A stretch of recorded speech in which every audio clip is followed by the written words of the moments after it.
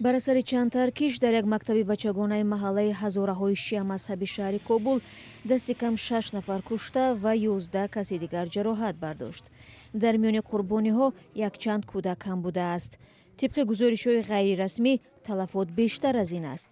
сухангӯи пулиси Кобул Холид Задрон гуфт ки таркишҳо дар мактаби Абдураҳими Шаҳид воқеъ дар минтақаи дашти Барчии Кобул ва дар фосилаи чанд дақиқа ба вуқӯъ пайвастанд.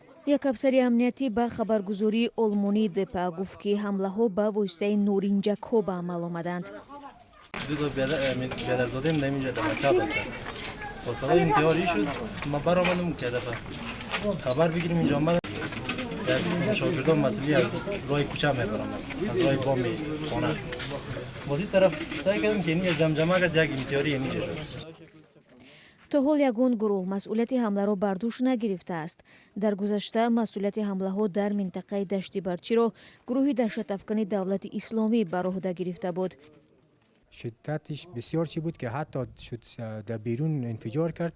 داخل مکتب هم شیشه‌های ما شکسته است، کتابخانه ما شیشه‌های شکسته، صنف‌های ما شیشه‌های شکسته. دیگه شاگردان بسیار سراسیمه شده بودند، شاگردان بسیار بر خطا شده بودند. محل حادثه رفتیم دیدیم که 4 تا 5 تا شاگردان سر در سر افتادن، در حالت نزع جان کندن بودند.